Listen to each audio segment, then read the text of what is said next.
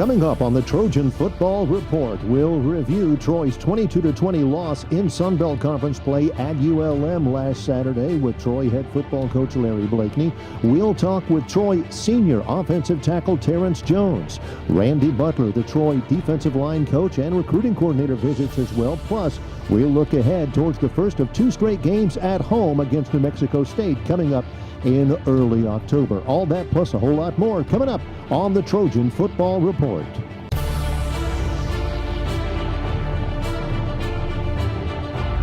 Hello and welcome into the Trojan Football Report. I'm Larry McKnight with Troy head football coach Larry Blakeney. And coach, Trojans went on the road. Tough place to play as always, and a tough team to play against as always. Fought it down to the wire, but ULM beats the Trojans 22-20 on a late field goal. Well, you know, it was a tough loss. All of them are tough, but this one in particular, long bus trip, and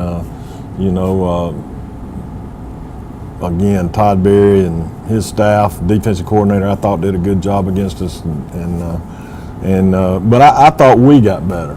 I thought we improved, and that's what we're looking for, is trying to get better each week. If it had been a win, it would have made it even, the magnitude of it would have been even more so or bigger, but we were able to keep them at bay pretty well, and had a chance to win the game, just couldn't quite get it done. Took a pretty good shot right at the very beginning, went down a couple of scores, fought back in the second half, went down again, fought back. You mentioned all the time the resilience of young people, and the resilience of this team was really in evidence on Saturday. Well, it shows they got some spirit and they got some ability, and we did get back in the game a couple of times. I actually got ahead late, and Monroe took the ball and drove it down, and got a field goal to go up by 2 points, and so we drove it back a little ways and ran out of downs and weren't able to get a score. Certainly some intestinal fortitude by the Trojan offense, and I thought, especially in the second half, a really strong showing by the Troy defense. We'll take a look, starting off with our first half highlights. He did not play in last week's rout against Georgia, as Chun gets the first carry and picks up a first down. 64 yards passing so far. He'll go to the air again. Pocket breaks down, and he's going to be sacked back at the 22-yard line by Tyler Roberts. This is a 37-yarder, and it's on its way, and it is good. 167 rush yards per game. You can see why ULM wants to establish that run. 3rd and short. Thomas going for the home run and got Holly out there. He's under it! And Holly into the end zone for the touchdown. There through the uprights. And he splits them. Until then, no, Silver's the keeper. I bid on the fake, and Silvers picks up the first down. 3 first downs for Troy on this drive. They had only 2, and there's a nice pass and catch. And nearly picked. It was picked. Picked at the 35-yard line by Femio Daibo. Before halftime. In the round. And Worthy down to the. He had clear sailing. When they brought the pressure off to the offensive left, but look, he steps up in the pocket and then finds a lot of green. I'll tell you what, I'm very impressed. I've not seen the running ability out of Silver so far like this year. Right back in the game, especially if it's a touchdown. Free play. Yeah. Holmes got it over the shoulder, and that is a touchdown. But Silvers looking, throwing, touchdown, Chandler Worthy, and we're tied at 13. How about that? A touchdown late in the first half, as you saw, gives the Trojans a lead going into the break at 14-13, and maybe proved a little something to themselves heading into that locker room. Well, I think so. It certainly gave us some positiveness and some things to talk about, and tried to make some adjustments, and I thought the defense did a good job. As you mentioned earlier, they gave up some big plays, especially in the first half, when we got behind. They sort of figured them out and got lined up. We got an interception. We got got some things going our way, and we stopped them a few times and gave our offense a chance with the ball. And I was really proud of the improvement, really on both sides. And I thought we had a good game plan going in, and I was concerned about the width of the splits that a la the Baylor way of doing things, wide splits, but our guys really did a good job adjusting to it and breaking on the ball and making some plays, and we did a great job stopping the run, I thought. Offensively, I thought certainly a great deal of grittiness from Brandon Silvers more than once. Brandon really played well, I thought. I hope he'll continue to improve and build on that performance. He threw the ball well. He didn't throw an interception again, and that's a good thing. But he had more production. He threw the deep ball better, and I think certainly Brandon Silvers can build on what he did in Monroe. So this is where the Trojans find themselves at halftime, leading on the road in the Sun Belt in a place that's tough to play, 14-13. Trojans come out in the second half. We'll take a look at those highlights. Thomas nearly lost the ball. Another quarterback sack, second of the night for the Troy Trojans. Thomas scrambling. Statham got him on the ground back at the 45-yard line. Worthy in motion. They toss it to him. First down for Worthy. And Worthy, statistical mismatch as they go up top, and Worthy with the grab as he got behind the defense. Yeah, they were filming the ball, did not come back and hurting. They were able to get off the field and get the ball back to their offense. Up top, and it is caught. Heavy rush, chasing Silver. Open man, and caught inside the 15-yard line for... This is the biggest one of the game, though, right here. Fade. Worthy, touchdown over the shoulders. See if they can do it on 3rd and goal. Thomas, all kinds of time. And now it breaks down. He's being chased, and he's sacked back at the 13-yard line by Jamal Statham. Here on the Trojan Football Report, we spend some time with defensive line coach, recording coordinator Randy Butler. Randy, appreciate it. I'm interested, first of all, in your read on your guys, the D-line, through the first 5 games. What are your thoughts? What are the good things? What are the things to work on? Well, we struggled early in the first 3-4 games, stopping the run, and that's where it all starts. If you don't stop the run, you don't have a very good chance to win. Looking back at this game this past weekend, the improvement that we made since the start of the season was just tremendous. We stopped the run. I think we gave up about 30 yards rushing, and when you do that, it doesn't guarantee a win, but it's going to help you to try to get there. Before the ULM game, we noted the numbers, and Billy Dobbs, your senior D tackle, had another productive game against ULM, so I imagine the numbers are pretty good. But he comes in 3rd in the team in tackles in the D line. He's been really active inside in the senior.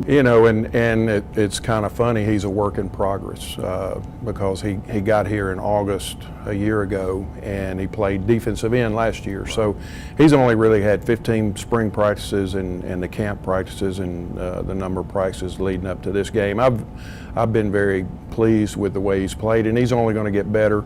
And to his credit, the NFL guys are coming around, and he has caught their eye.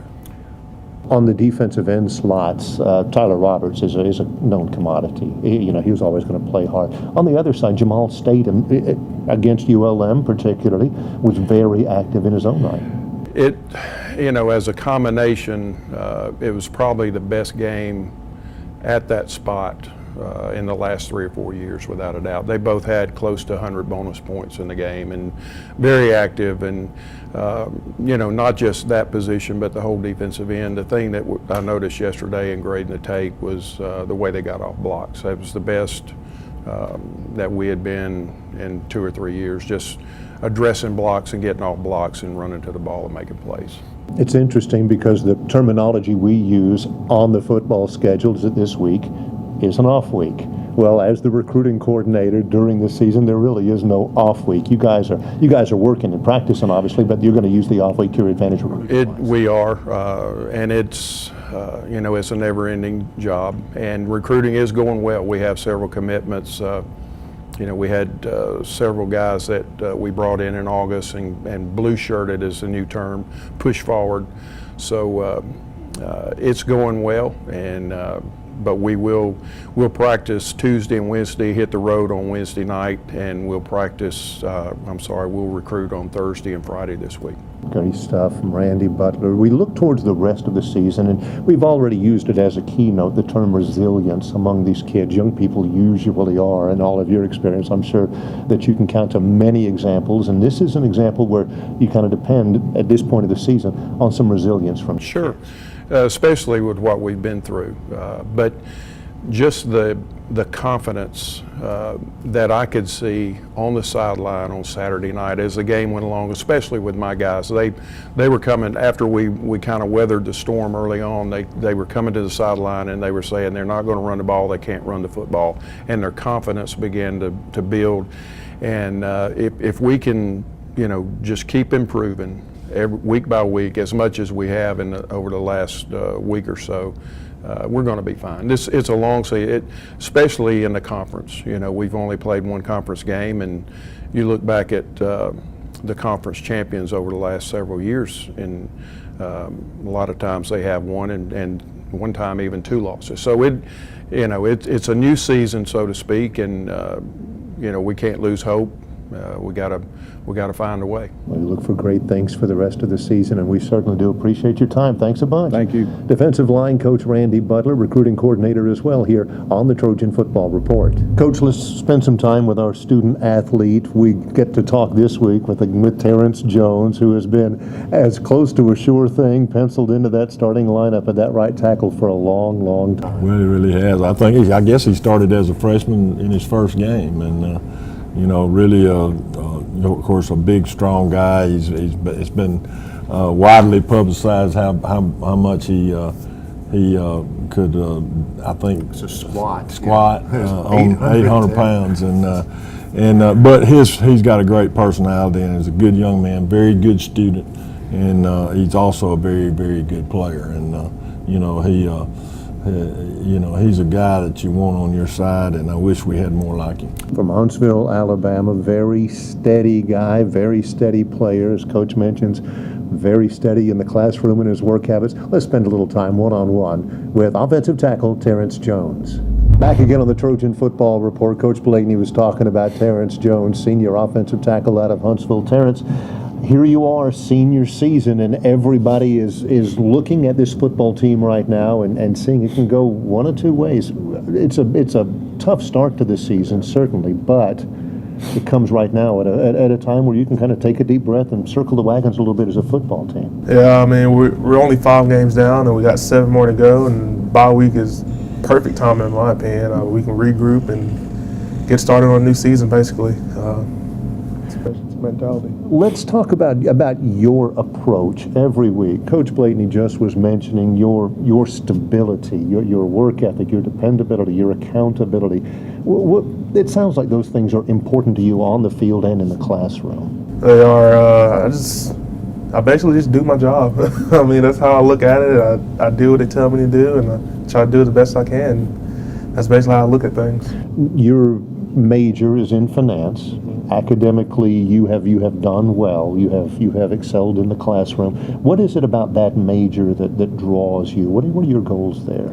I want to be a financial analyst, maybe eventually work up and be a stockbroker. But currently I'm getting my master's, and maybe I can be a financial manager, which would also be great. And this is basically what I'm working on now. Do you spend a lot of time, do you spend any energy at all thinking about maybe playing at the next level? I do sometimes, but I mean, I already have my degree, so basically I think I'm just going to be fine either way. I think so too, certainly. With your accent on the classroom and with obviously your work on the football field, an all-conference player, is there much time otherwise? Is there time for you to be Terrence Jones and do what you want to do? Enough of that? No, there's no time for that. No, I'm just kidding. It's just, I mean, I don't know. I guess I'm used to it. I've been here, seems like forever, and I'm just used to this grind and the scheduling and just working around that, and so I guess that's who I am now. Well, one of the things people know you for, they think Terrence Jones, they think of Who I Am, they think of that YouTube video. It was the 810-pound squat, 810 pounds. Tell the story. We're maxing out for spring, and I mean, I had in my mind that I wanted to do 750. I did 750 in high school, and I had some leg injuries between then, and I couldn't get back to it, and so I got to 700, and I did that. I mean, I did 700 last year, so I knew I could do that. And then we did 750. I did that pretty easily. And then I went and got some water, and they put 810 on there, and I was like, why 810? That's just a weird number. Right. Like, why not 800 pounds It's or not a 850 pounds? They put 810 on there, and I just did it. And You that was say you just did it. I mean, it had to be hard, right? oh yeah, I guess. But Did you surprise yourself? no, I didn't. Not really. It made it on YouTube. It's gotten hundreds of thousands of hits. Do you still hear about that? Yeah, I do every now and then. People back home, my family, they always talk about it, and so I still hear about it. Yeah. Terrence Jones is with us here. Terrence, rest of the season, what do you expect from this team? What do you expect from your guys? I expect us to fight Trojans. I mean, I've been here forever. I remember when we won the Sun Belt. I remember the years that we were down 3-9. I mean, last year was a pretty decent year, and I expect that mentality out of the rest of us, including myself, and that we're going to fight to the end, and that's what I expect. That's great expectations. We appreciate the time. Good luck. All right, thank you. Terrence Jones, offensive tackle for the Troy Trojans, will return on the Trojan Football Report. Every week, we look into our top 5 plays from the previous week. Call it the Trojan Top 5. Here they are, the 5 highlights from the Troy game at ULM. Right back in the game, especially if it's a touchdown. Free play. Yep. Holmes got it over the shoulder, and that is a touchdown. But Silvers looking, throwing, touchdown, Chandler Worthy, and we're tied at 13. How about that? Who's really a safety, and Chandler Worthy just standing to the inside. And nearly picked. It was picked. Picked at the 35-yard line by Femi Odaibo. End zone. We'll see if we get the replay here. He's going through his progressions, gets forced outside. Then Statham just running down from behind. Nice job of just being relentless. And I'll tell you what, you'd like a little bit better effort out of Joe Treadwell right there. He's been a starter here for a long. Here on the Trojan Football Report, we come to an open week heading into a couple of games at home against New Mexico State and against Appalachian State that are certainly, we get to this open week with an extra time to prepare and heal and sort of take a deep breath. It's an important time of the season, obviously. Well, I think so. We're in pretty good physical shape. We're not as beat up as a lot of teams are. It was obvious that we need to practice and work, and we're going to do some of that, and we're going to give them a couple of days off, and we're going to recruit a little bit, and